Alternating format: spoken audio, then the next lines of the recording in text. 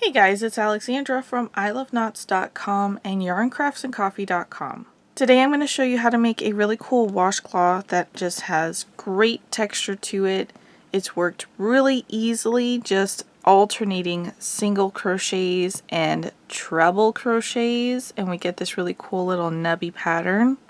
The fabric looks like the berry stitch, if you're familiar with that stitch pattern, but I've modified it in this way so that the texture keeps its shape. I find with the berry stitch, the little pebbles, that's what I call them, the little pebbles start to go flat, they lose their shaping. So this way, when you work from the back side, you do a single crochet and then a treble crochet and a single crochet, it pushes that fabric outward to create this texture when it brings it down to the same level as the single crochet stitch. So this is my Little Pebbles washcloth. The two at the top are going to be the worsted weight version, and the tan color down here is the sport weight version. This is part of my 2024 mystery washcloth crochet along that I'm hosting on my EyeLoveKnots blog. So I'll pop the link down in the description box for that, as well as the link to the very first design. This is the second design. Today's tutorial is going to be showing how to do the sport weight version. If you'd like to do the worsted weight version, you'll find that tutorial linked in the description box as well. You're going to need a number 2 sport weight yarn that's also called a fine yarn. I'm working with a new to me yarn called Queensland Coastal Cotton Fine. It's a 100% cotton yarn. The colors are color fast, so you don't have to worry about them fading or bleeding.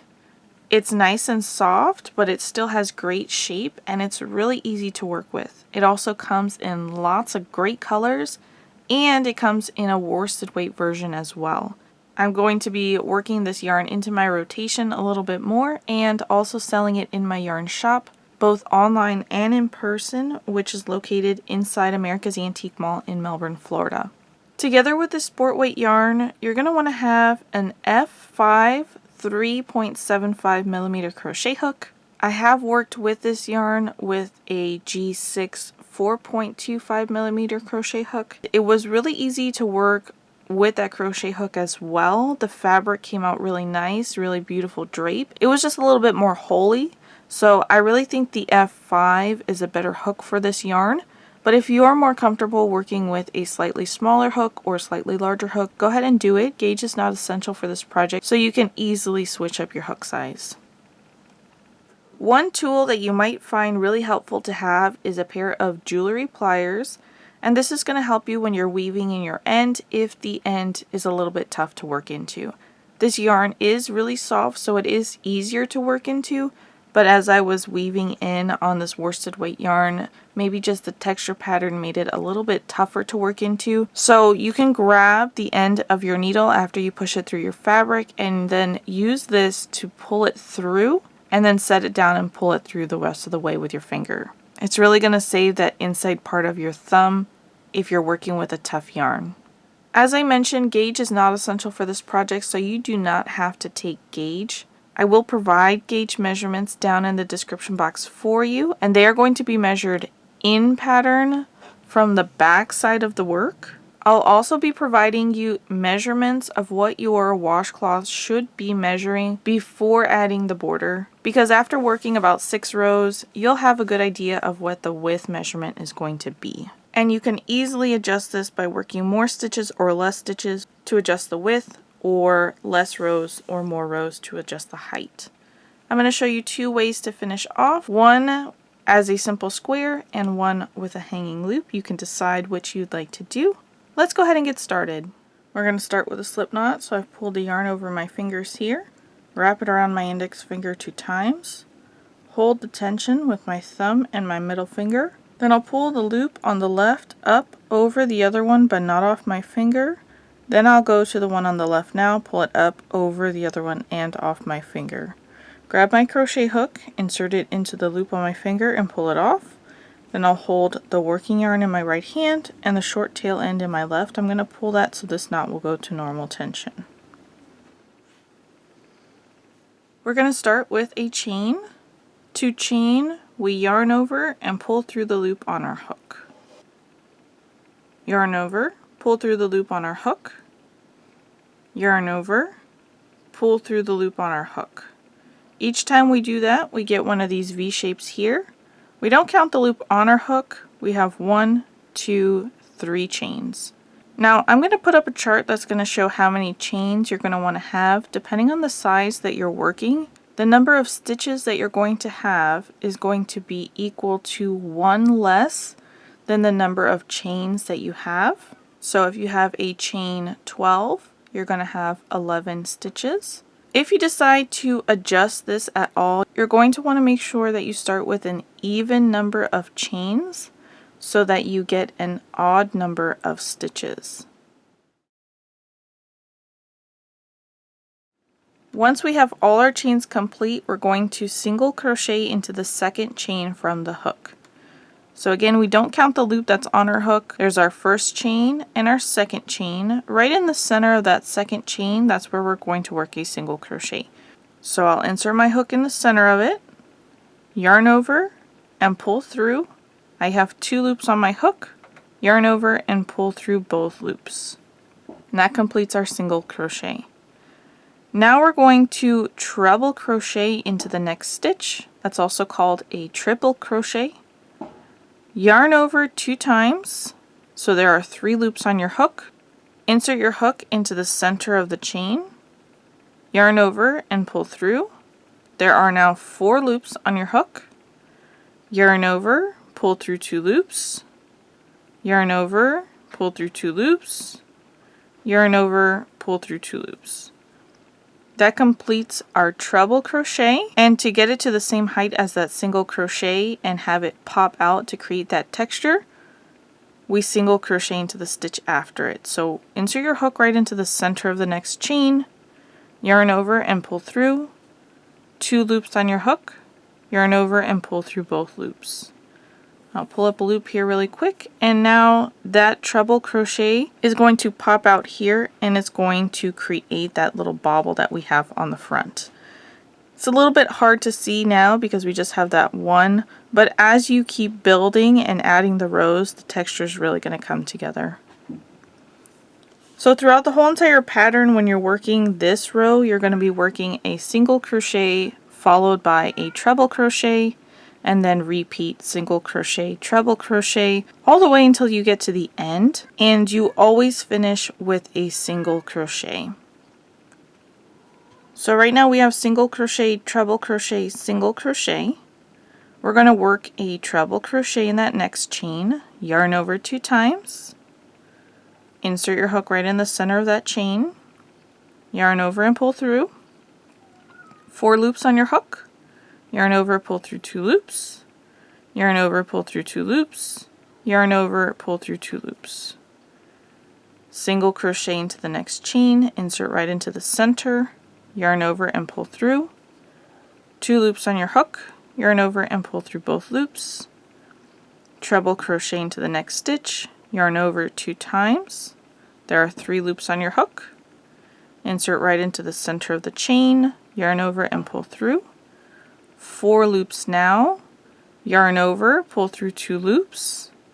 Before I continue, as I move up, I do like to hold on to the part of the stitch I just finished so that it doesn't pull up on the initial loop from my hook. So I just finished the yarn over and pull through 2 loops. Now I'm going to move my fingers from the bottom chain up to the first part there.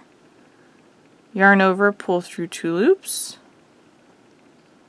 Hold on to the fabric here in my right hand so I can move my left hand up a little bit more, and then yarn over and pull through 2 loops.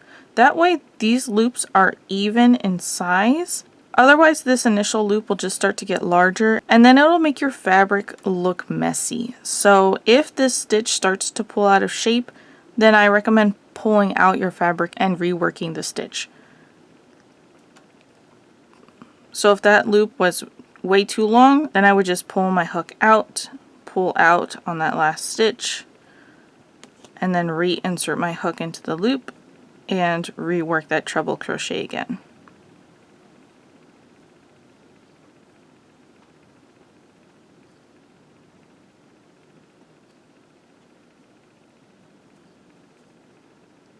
Then we single crochet into the next stitch, and that's what brings it down so that it's even with the single crochets.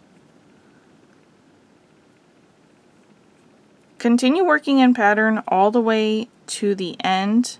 In that very last stitch, end with a single crochet. Now that I've reached the end of my row, if you'd like to count your stitches, you look to the V shapes here that are on the back side. That's going to be the easiest side to see them from. Right here at the top, 1, 2, 3, 4, 5, and so on. The treble crochet V shapes are going to be a little bit bigger than the single crochet ones next to it. To start the next row, we're going to chain 1 and turn. Now we're looking at the front textured side. Each time we work from this side of the fabric, we're just going to single crochet all the way across. Insert your hook into the very first stitch there, picking up both loops of that single crochet. Yarn over and pull through. 2 loops on your hook, yarn over, pull through to complete that single crochet. Then you'll insert into the next stitch, which is a treble crochet, and the stitch sort of falls to the back. So it's right here at the top, rotating a little bit to the back so that I can see the V shape and pick up both loops, and then complete a single crochet.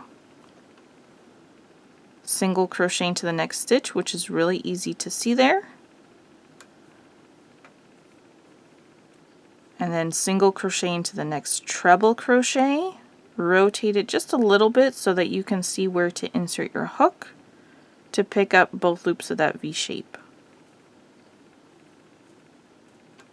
Single crochet into the next single crochet, and then single crochet into the next treble crochet. Go to the top of it, rotate a little bit, and then you'll see where to insert your hook to pick up those 2 loops. And you just continue all the way across the row, single crocheting into each stitch. So you're going to have the same number of stitches in this row as you did in row 1. They're just going to be all single crochets. And after we work into that very last single crochet, we've completed our row. Now we're going to go back and work another textured row. Chain 1 and turn. Each time you're looking at the flat side, that means we're working from the back and we're going to be working the textured row. So we're going to start with a single crochet into this very first stitch. Then we're going to work a treble crochet into the next stitch.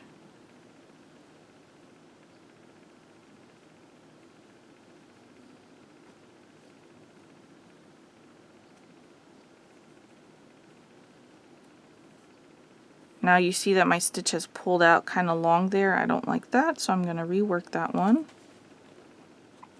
Pull it a little bit tighter.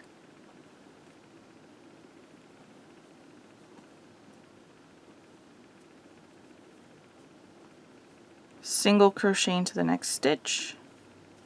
Treble crochet into the next stitch.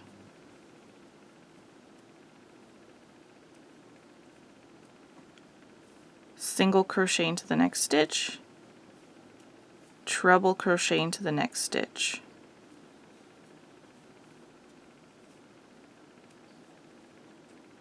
Continue in pattern all the way across, single crochet into the next stitch, treble crochet into the next stitch.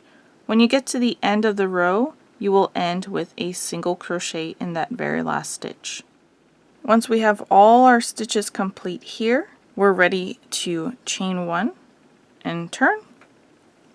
And now we're looking at the textured side, so that means we're going to be working a row of single crochet. Single crochet into the first stitch, and then single crochet into each stitch all the way across, the same way as we did before, ending with a single crochet in the last single crochet. And this is how our repeat is going to continue. So after we single crochet all the way across, we'll chain 1 and turn, and we'll be looking at the flat side or the back side, which means that we know we're going to work a textured row after that, which is single crochet in the first stitch, treble crochet in the next stitch, single crochet in the next stitch, treble crochet in the next stitch, all the way across, working a single crochet in the very last stitch. Then you'll chain 1 and turn, and you'll be on the textured side again, which means that you are single crocheting into each stitch all the way across. Now I've completed 6 rows here. Down here at the bottom, the textured row, that is row 1. And above that, we can see another textured row. We know that that is worked from the same side, so that is row 3. And then there's a small row here in the middle, that is row 2, where we just worked those single crochets. The easiest way to count your rows is going to be looking for the textured rows, so then you can count 1, 3, 5, 7, and so on. At the end of this project, we're going to be ending on a textured row, which is going to be an odd row, and it's going to be from the back side, so that we can turn and work our border from the right side. After about 6 rows, you can lay this flat, measure from the edge of the left side all the way across to the edge of the right side, and you'll have a pretty good idea of the finished width. We will be adding a border, so you'll want to take that into consideration.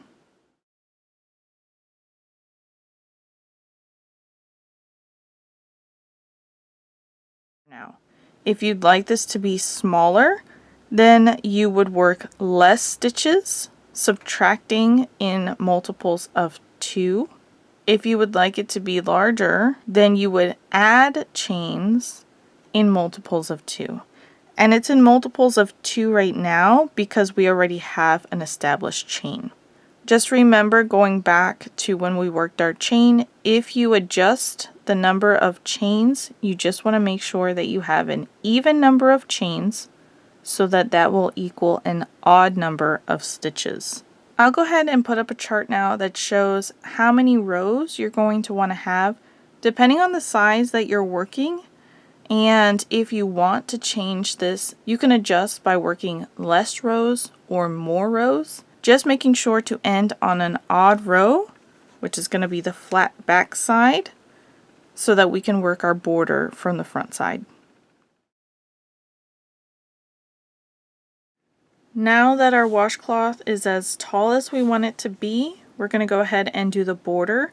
We've just finished working one of the rows of the textured pattern, so we've finished on the wrong side. And now we're going to get ready to do the border. After we turn, it's going to be worked from the right side. So I'm going to show you 2 different ways to finish. You could either leave it as a square, or you can add a hanging loop. So I'm going to show you how to get started for each one.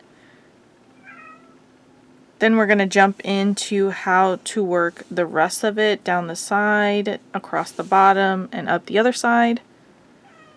And then I'll separate the ending so that I can show you without the hanging loop in the white and then with the hanging loop in the green. So you can use the timestamp in the description box if you'd like to jump ahead in the video to the finish that you're going to be doing.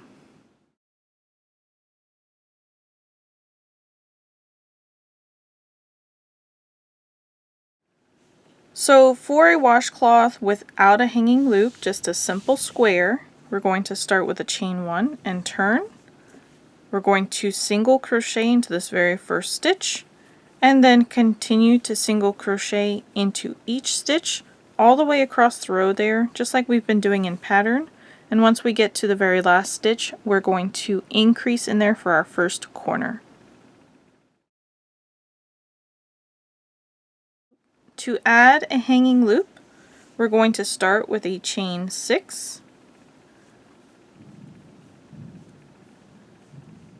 and now we're going to slip stitch to the top of that very last stitch. So I'm going to swing my hook around to the left of the chain, and then I'm going to insert it into that stitch, yarn over, pull through that stitch, and then pull through the loop that's on your hook. That completes a slip stitch. And now we have a little loop that we're going to be working some stitches into. So we'll start with a chain 1 and we'll turn. We're going to insert our hook right into the center of that ring, picking up the chains on our hook, and we're going to complete a single crochet. We're going to continue working, so we have 10 single crochets in here, and if at any point you run out of space as you're working, hold on in your left hand to the chains that are left, and in your right hand grab the stitches and pull them down. They'll slide down the ring to make space for you. I have 10 single crochets complete in my ring. I'm going to skip the first stitch, which is the one that we slip stitched to, and I'm going to work a single crochet into the next stitch. And now continue single crocheting into each stitch all the way across there, very similar to how we've been doing in pattern. And once we get to the very last stitch, we're going to increase together so we can form our first corner. I've come to the end of my row here. I have one more stitch left, and in this last stitch we need to increase or work multiple stitches in there so that the corner will lay flat. So you can do this different ways depending on the shape that you're looking for. For a more rounded corner, you could do a single crochet, chain 1 single crochet, or 3 single crochets. And for a more square corner, you can do single crochet, chain 2 single crochet, or single crochet, half double crochet, single crochet. You choose whichever you like best. For mine, I'm going to do a single crochet, chain 1, and then single crochet back into that same exact stitch. And whichever you do here, you're going to repeat on your other corners as you're working around. We're going to go ahead and start working down the side. And when you're working down the side of fabric worked in single crochets, you're going to work just one stitch into the side edge of each row. So you're going to see two different types of stitches here. The very next stitch here looks like a V shape, and then the next one looks like a hole. Then we have one that looks like a V shape and one that looks like a hole. And that pattern continues all the way down. Those are going to be the stitches that we're looking for so that we can work into them. And we want to work into the side edge of the stitches, not in between the stitches, so that it doesn't create a lacy edging. We're going to insert our hook in the center of this V shape here, picking up 2 loops on the side, and we're going to complete a single crochet. Now in the next stitch that looks like a hole, we're going to insert our hook right into the center of it. There are going to be 2 loops on your hook as well. They're a little bit tighter, so it's harder to see. And then we'll complete a single crochet. Now we have the V shape here. Insert your hook right in the center of that stitch, picking up the 2 loops on the top. Single crochet, insert your hook into the next stitch that looks like a hole right in the center, and complete that single crochet. And now you just continue working this pattern all the way down the side here, working just one stitch into the side edge of each row.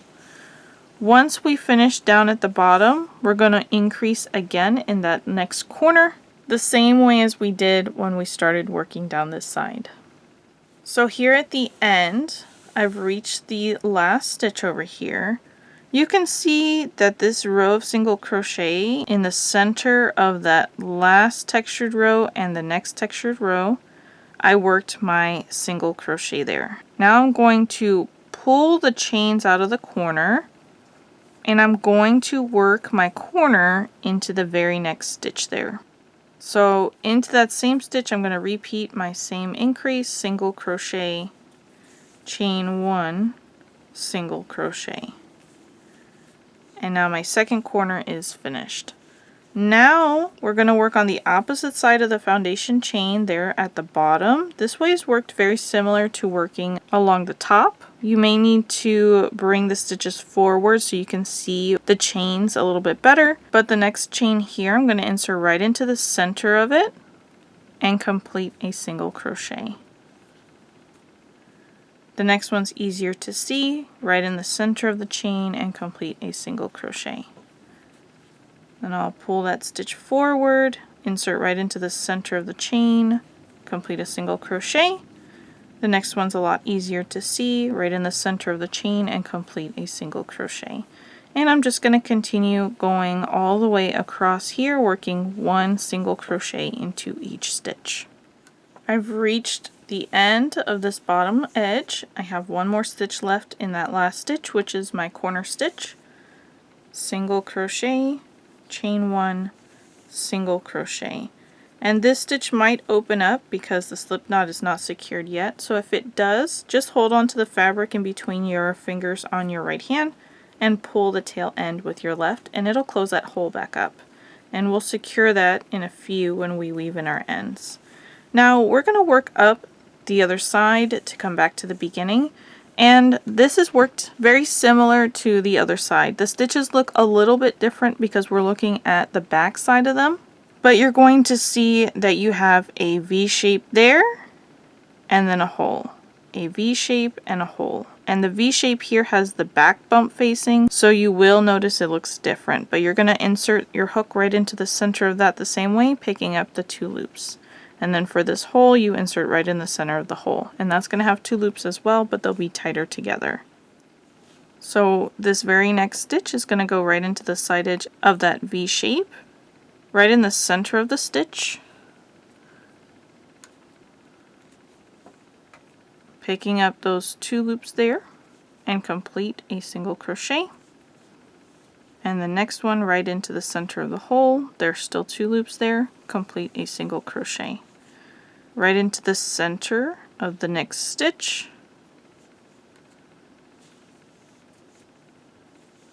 and then right into the center of the next hole.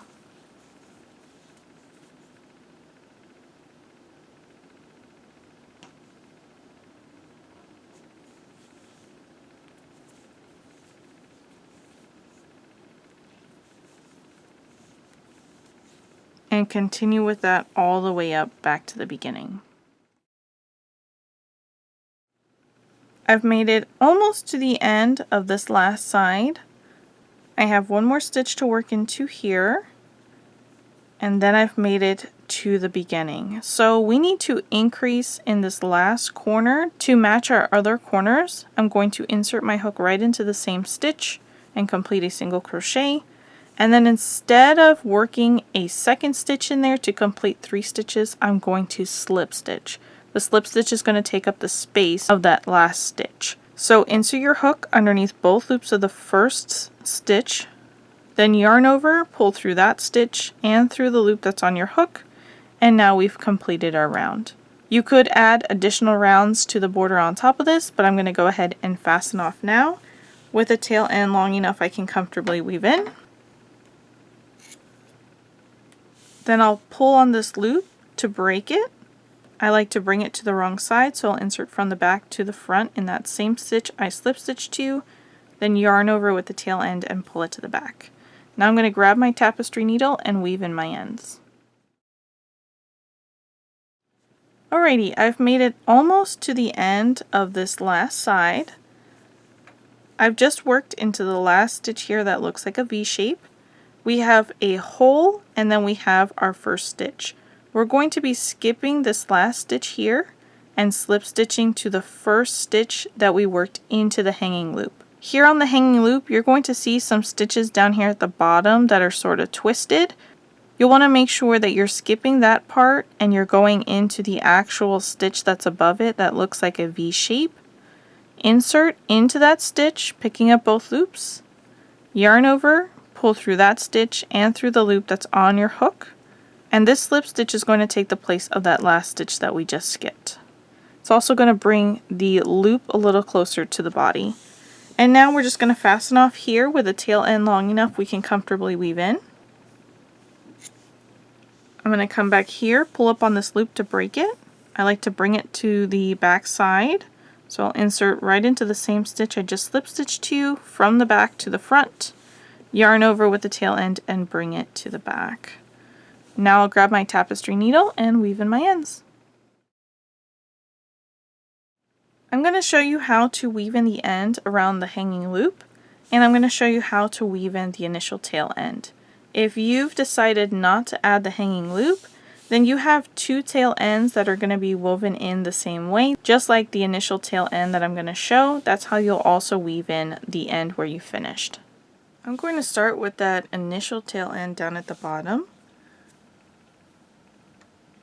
If you are not doing a hanging loop on your washcloth, then both of your ends are going to be woven in the same as this one.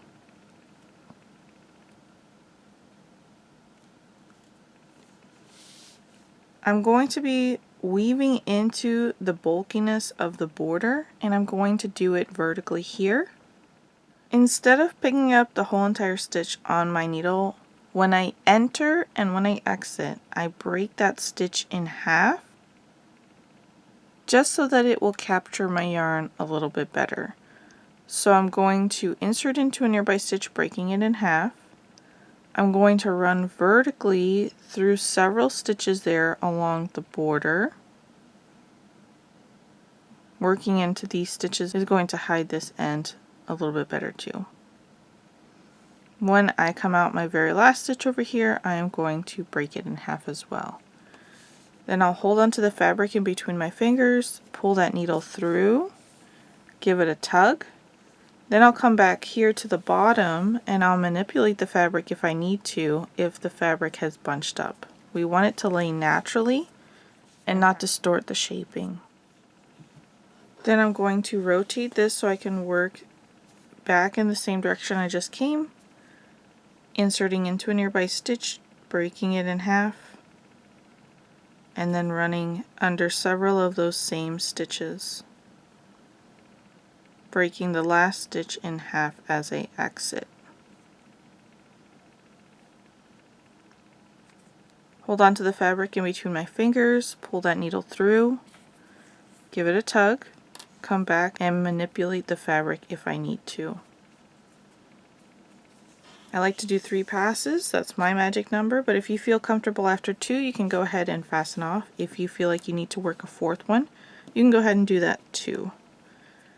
Into a nearby stitch here to break it in half, back up through several stitches, breaking the last stitch in half when I exit. Hold on to the fabric in between my fingers, pull it through, give it a tug, and then manipulate the fabric. Once you're happy with it, you can go ahead and fasten off.